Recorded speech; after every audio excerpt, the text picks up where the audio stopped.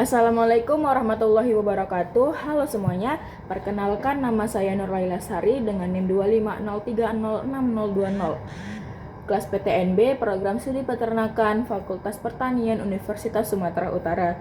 Pada kali ini saya akan membuat tugas video kardiovaskular pada galus-galus domestikus dengan dosen pengampu Ibu Insinyur Tati Vidiana Sari, SPT MPIPM. Nah, di sini terdapat preparatnya yaitu cord atau jantung. Kemudian ada skemanya yaitu ini. Maaf terbalik teman-teman. Nah, yang pertama yaitu ventriculus dexter atau bilik kanan. Nah, darah yang berasal dari seluruh tubuh dan sudah miskin oksigen terlebih dahulu masuk ke atrium dextrum. Kemudian dialirkan ke ventriculus dexter. Ventriculus dexter berfungsi memompa darah menuju paru-paru untuk proses pertukaran gas.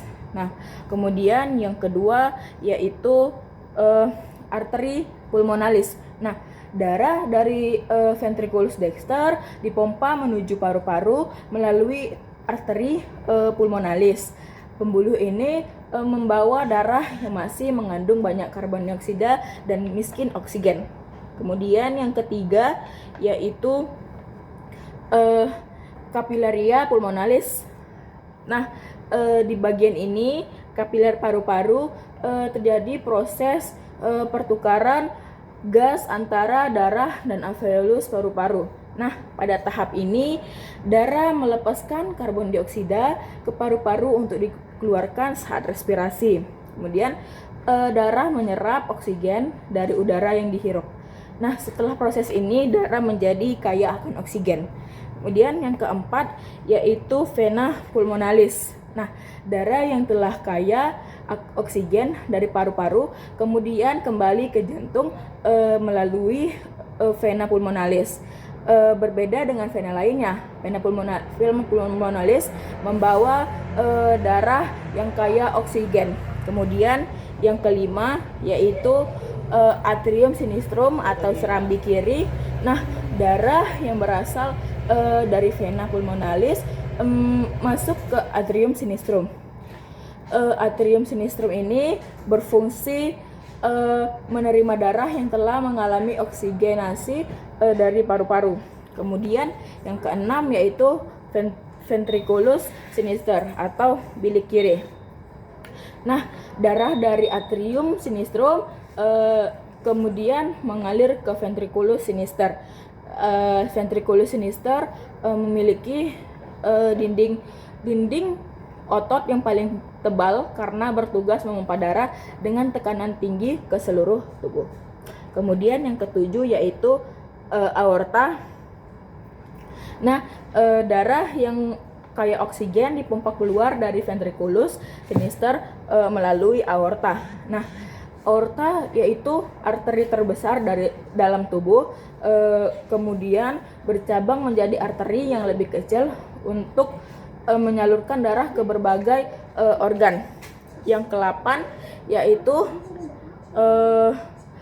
kapiler daerah kepala, dada, dan tangan atau capillaria corporis. Nah, di kapiler ini terdapat pada berbagai jaringan tubuh seperti kepala, dada, tangan, perut, dan kaki.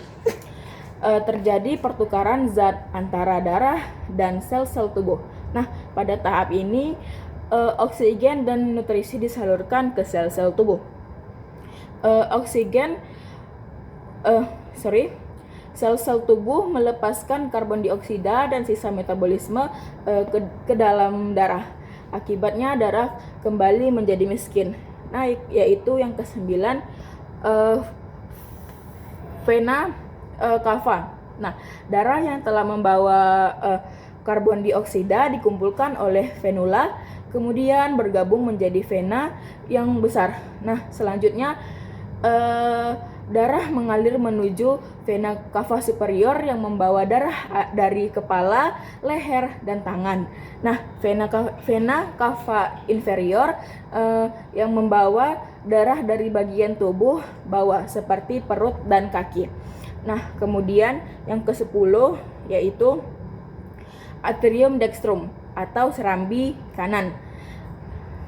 Nah, darah dari vena cava superior dan vena cava inferior kemudian masuk ke atrium dextrum.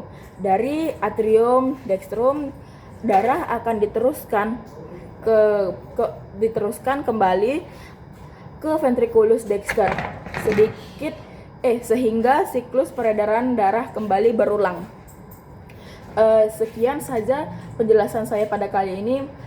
Apabila ada salah kata saya mohon maaf. Wabillahi taufiq wal hidayah. Wassalamualaikum warahmatullahi wabarakatuh.